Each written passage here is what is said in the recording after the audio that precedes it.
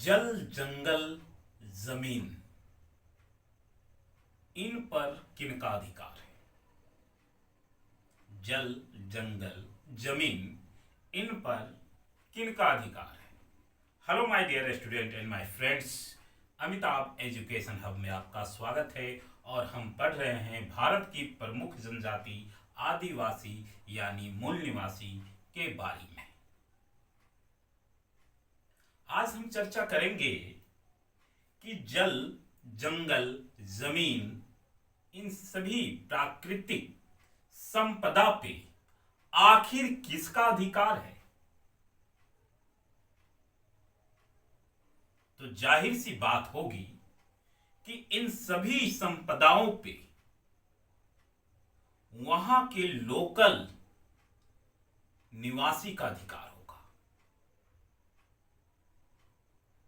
इन सभी, अगर जंगल की बात करें, जंगल की सभी संपदा पे, तो जंगल में या जंगल के नजदीक रहने वाले वहां के ग्रामीण को उसका फायदा मिलना चाहिए ताकि ग्रामीणों का विकास हो सके। ये बात जो है इसी प्रकार लोगों के जहन में आया कि हमारा देश आजाद हो गया, लेकिन आज भी कुछ ऐसे जगह हैं जिनका विकास आज भी बहुत कम हुआ है या कह सकते हैं पीछे है।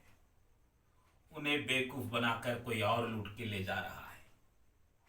तो ऐसे में 1996 में एक एक्ट आया, एक कानून आया, जिस कानून का नाम है पेसा एक्ट।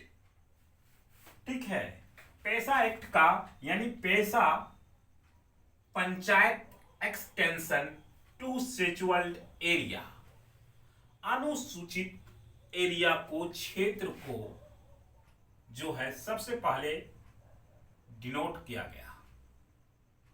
ठीक है, कि किन किन राज्यों में उनकी जनसंख्या जो है वो अधिक है और उनका विकास तो हुआ नहीं है, तो पहले उन क्षेत्र को जो है चुना जाए। तो उसमें 10 राज्य शामिल हुए। कितने? 10 राज्य। वो कौन कौन से राज्य थे? आंध्र प्रदेश, हिमाचल प्रदेश, गुजरात, महाराष्ट्र, राजस्थान, तेलंगाना, छत्तीसगढ़, झारखंड, मध्य प्रदेश, उड़ीसा। इन 10 राज्यों में अनुसूचित जाति के समुदायों की संख्या अधिक है और इनका विकास जो है बहुत कम हुआ। तो पेसा एक्ट है क्या और इसका मतलब क्या होता है, ये आप जानिए। इस एक्ट को इसलिए लाया गया था कि जिन एरियाओं में हमारे मूल निवासी रहते हैं, उन एरियाओं का जो है उसको डिनोटेड करके, उनको चुनकर वहां पे जो है पावर जो है, वहां के संपदा और वहां के जितने भी संपदा होंगे उस पे किसका अधिकार होगा? पहला तो वहां के ग्रामीणों का। और इसीलिए ये पूरे पावर जो दिया गया वो ग्राम सभा को दिया गया। यानी कि जिस इलाका में प्राकृतिक संपदा निकल रही है उस पे पूरी उस संपदा के ऊपर किसी का अगर पावर है तो ग्राम सभा के दिया गया है, ताकि वो ग्राम सभा जो है उस ग्रामीण लोगों का विकास कर सके। इसके अंतर्गत जो है जंगल से मिलने वाली आपका लकड़ियां से लेके, फल फ्रूट से लेके, बालू, जो बालू होते हैं, बालू, मिट्टी, बॉक्साइट, कोयला, ये सारे चीजों पे जो है वो ग्रामीणों का अधिकार है।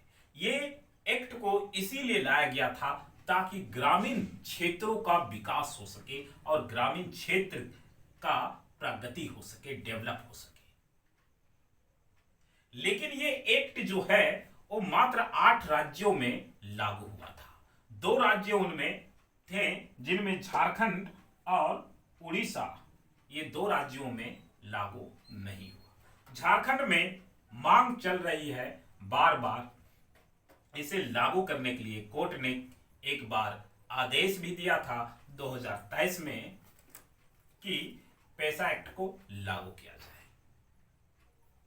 इससे क्या होगी कि लोकल ग्रामीण का विकास हो सकेगा, और जब विकास होगा तो हमारा राज्य का विकास होगा, हमारा देश का विकास होगा। तो सिंपल भाषा में आप समझ गए होंगे कि पैसा एक्ट क्या है। सिंपल भाषा में पैसा एक्ट जो है उन क्षेत्रों के लिए चिन्हित किया गया था जिन क्षेत्रों का विकास नहीं हो पाया, ताकि वहां के प्राकृतिक संपदा पे वहां के ग्रामीण का अधिकार रहे, हक रहे, जिससे उनका विकास हो सके। उदाहरण के तौर पे आपको हम थोड़ा सा बता देते हैं कि मान लीजिए कोई पावर प्लांट बैठता है, तो वहां पे के ग्रामीण का अगर अधिकार रहेगा तो सबसे पहले क्या होगा कि उस पावर प्लांट में वहां के लोकल ग्रामीण को ही काम मिलना चाहिए, जिससे वहां के लोकल ग्रामीण का क्या हो सके, विकास हो सके। ये सारी चीज आप तब जानिएगा जब आप पढ़िएगा। इसीलिए मैं हर वीडियो में आपसे एक ही गुजारिश करते हैं कि भले ही आप खाना मत खाओ, लेकिन आप अच्छे पढ़ाई करो, क्योंकि सरकार जो है वो पढ़ाई व्यवस्था तो इतना खराब करते चला जा रहा है, जिससे सरकारी स्कूलों में अच्छी शिक्षा ना मिलने की वजह से ये हालात है। सो आप भले ही आधा रोटी खाओ, लेकिन अपने बच्चों को अच्छा शिक्षा दो। तो आज के टॉपिक यही था। फिर मिलते हैं नेक्स्ट वीडियो में नेक्स्ट जानकारी के साथ। तब तक के लिए आप हमें इजाजत दीजिए। जय हिंद, जय भारत।